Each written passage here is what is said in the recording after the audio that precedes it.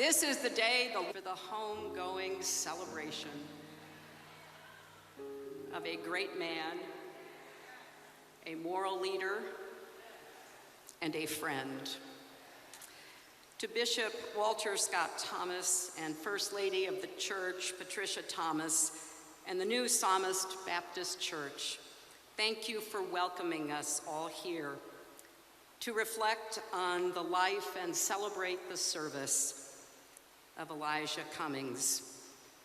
And to the Cummings family, to his political family, the constituents from the Maryland Congressional 7th District, thank you for sharing him with our country and the world.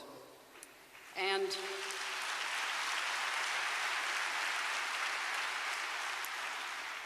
thank you, Maya. As you have said so beautifully, you walked by Elijah's side on this journey. Thank you for your steadfastness, your resilience, and your leadership.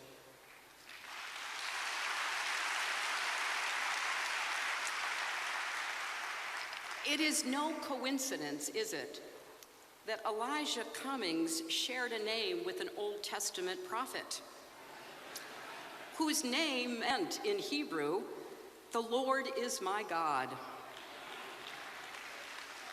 and who used the power and the wisdom that God gave him to uphold the moral law that all people are subject to, and because of all people are equal.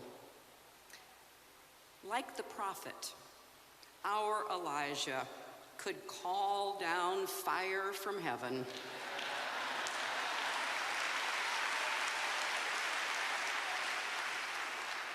but he also prayed and worked for healing. He weathered storms and earthquakes, but never lost his faith.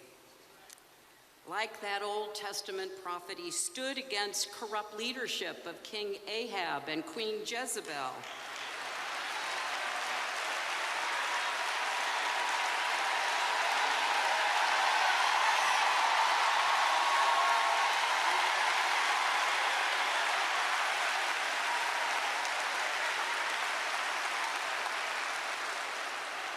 And he looked out for the vulnerable among us, heeding us.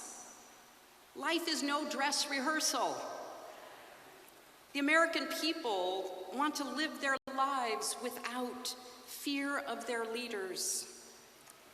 And as leaders, we have a responsibility to keep the promises made when running for office, to make the lives of Americans better.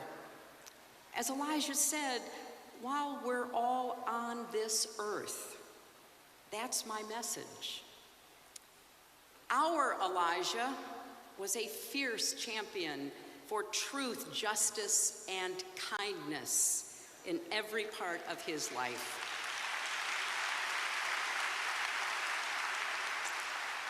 His integrity and character, his can-do spirit, made him a guiding light in the Congress. He pushed back against the abuse of power. He was unwavering in his defense of our democracy. He had little tolerance for those who put party ahead of country or partisanship above truth in the Congress. But he could find common ground with anyone willing to seek it with him. And he liked to remind all of us that you can't get so caught up in who you are fighting that you forget what you are fighting for.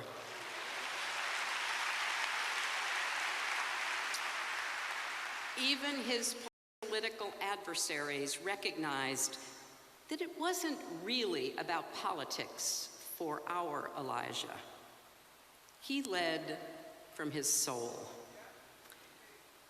He often said that our children are a message to a future we will never see. I saw that firsthand when I attended an event for the Elijah Cummings youth program in Israel. Came on the program and then forget about it. He interviewed every applicant. He was personally invested in their success. He wanted all of us to see our young people as he memorably came back from Israel with people different.